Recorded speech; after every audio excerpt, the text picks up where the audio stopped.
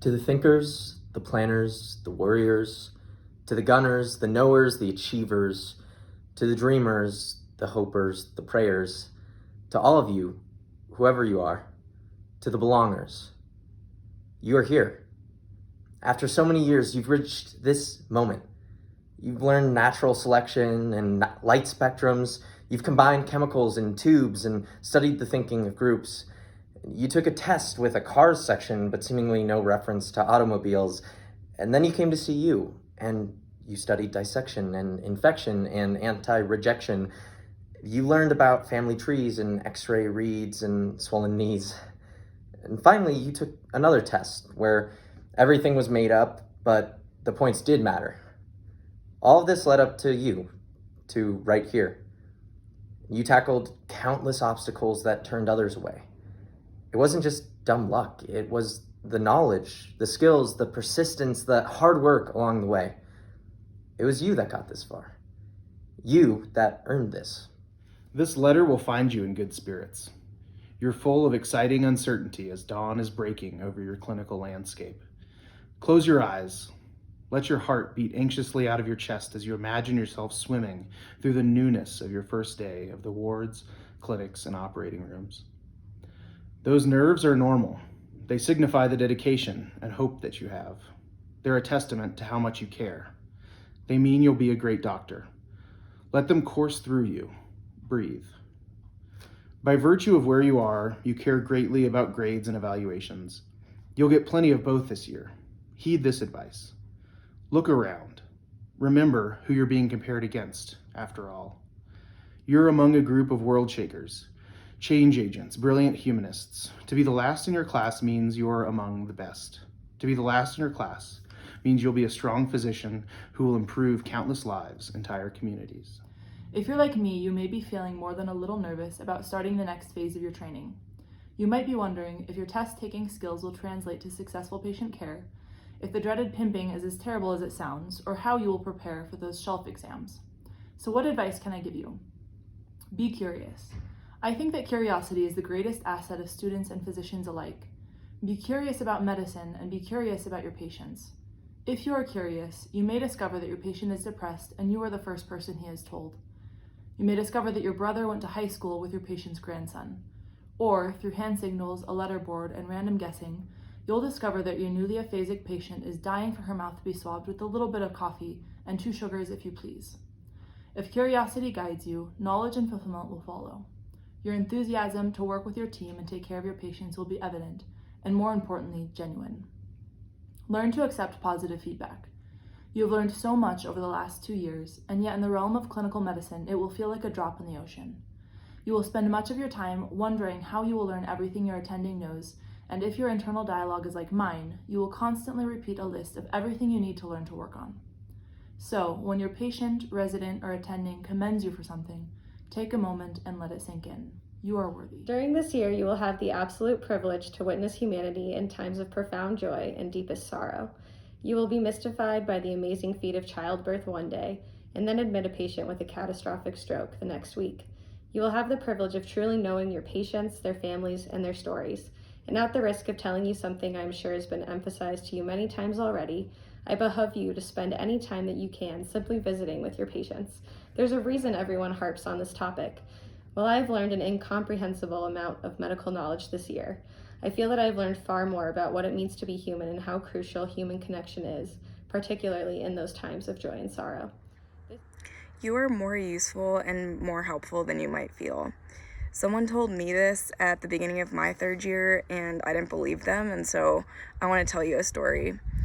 The second day of 3rd year, I obviously knew next to nothing. My folder of Step 1 facts had evaporated over the course of a week-long vacation. And that day, I was in the OR with an anesthesiologist who taught me that people fall asleep to a lot of different things. Sometimes we'd ask them to pick out a good dream or a favorite memory, and sometimes they'd say things that you might expect. They'd talk about the time a few months ago where when they visited Martha's Vineyard with their grandchildren and watched them build sandcastles, or sometimes they'd even talk about time decades ago where they traveled with their partner to spend their honeymoon in Tuscany and explore the vineyards there. But the patient that we had that day, who I still remember was a middle-aged woman with hair dyed green, practically yelled into the mask, "Avocados." And so the anesthesiologist turned and looked at me, and suddenly it was my job to describe the most perfect avocado in the world. And so I don't even remember what I said, but I described the forest green of the avocado and the shell, and became this storyteller all of a sudden, to describe this avocado that did just fine being eaten on its own and didn't need a spoon or toast or tacos or seasoning or lemon juice or any of that. And by the end of my description, which I thought sounded stupid, but I guess was the silliness that this patient needed, she was asleep and with a smile on her face and ready for intubation. And so I tell you this story because every single one of you will find pockets of opportunity where you comfort a patient in an unexpected way, or take time to reach out to one of their family members who's struggling, or even one of your peers who's struggling, and you'll find those unique gifts that end up helping those around you. It's not you, it's them. It's an unfortunate truth that this part of medical education is filled with pimping, belittling, and constant feeling of inadequacy. You don't know, but you can look it up, is what they really tell you, and that gets old. Remind yourself of just how brilliant you are to be here, to be trusted by your patients when they tell you about their illnesses, their struggles, their concerns, and their fears. Find your people in every rotation. You won't love every resident or every attending you meet, but there is someone in every specialty willing to invest in you, even if it's not your chosen career path. Stick with them, the others won't miss you. You don't deserve the honors if you can't manage to look good without making a colleague look worse. You're in this together, don't be that guy. If you see something, speak up. This actually matters. At times it might feel like your team doesn't care where you are or what you're doing, but this means you have more autonomy than you realize. Advocate for yourself and mold your rotation to align with your interest. Find the free food. If you find yourself needing a break, take one. It's a long, hard year and people will understand. Take a day to do something else. Most importantly, enter each rotation with an open mind. You might just surprise yourself. Put yourself in your patient's shoes. The more different their lives are from yours, the more important it is to do so. Speak well of them always. You are here to take care of them, and they are trusting you with the most intimate and fragile moments of their lives. Do everything you can to never betray this trust. Don't be afraid to answer questions. You will learn more if you attempt to answer a question and get it wrong than if you stay silent out of fear of sounding dumb. You will suggest things that are nowhere near best practice. I once suggested starting an 89-year-old on a statin, and that's okay because it's part of the process. You will learn to love the questions. They are a crucial element of learning, and you'll miss them if you hit a rotation where they don't ask you anything. And know that everyone's got your back. Who is everyone? The entirety of CU School of Medicine, your classmates, hidden curriculum facilitators, ACP faculty advisors, all of our deans, myself. We all know that you will be an amazing physician, and we want you to have the best year possible. If you need support, whether academic or emotional, everyone above sought out a position to see you through this journey. If someone mistreats you or makes you feel unsafe, we want to know so we can help change the culture in which you learn. And if you rock a rotation you thought would be your undoing, we want to know so we can celebrate your success. Remember, when a resident reminds you of a simple, "You should know this concept," or an attending asks a question about a disease you've never heard of, that you're here because you learned so much. And you'll learn more. Remember, when a patient is unkind or worse, very kind and very sick, that you're here because you care about people and can do something to help each and every one of them. Remember, when the hours are long and you reminisce on memories of having free time, that you're here because you've worked, volunteered, shadowed, and studied all at once, and you made it through.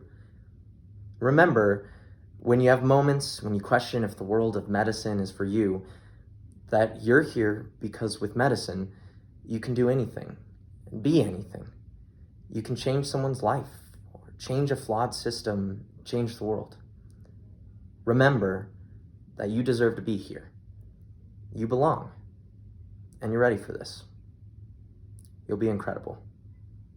This year will prepare you, yes, to be a smarter and more evidence-based physician, but if you let it, it will also prepare you to become a physician who is a thorough listener with the ability to key into their patient's true concerns. And here's a hint, their true concerns are usually not the cough or headache that appears as their chief complaint.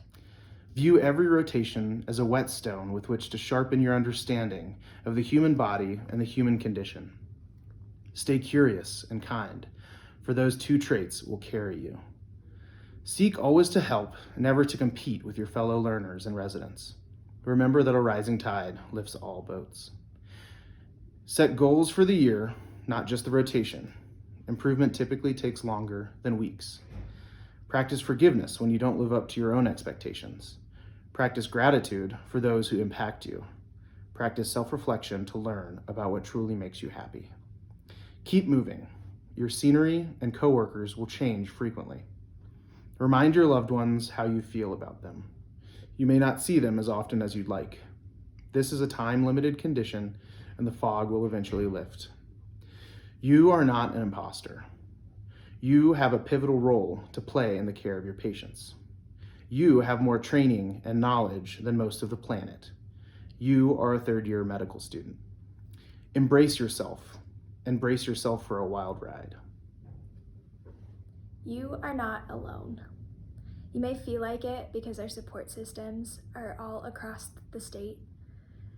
They're similarly struggling with their own version of what third year middle school medical school means to them, but you are not alone. It's okay to reach out. It's okay to ask for help. It's okay to call your friends.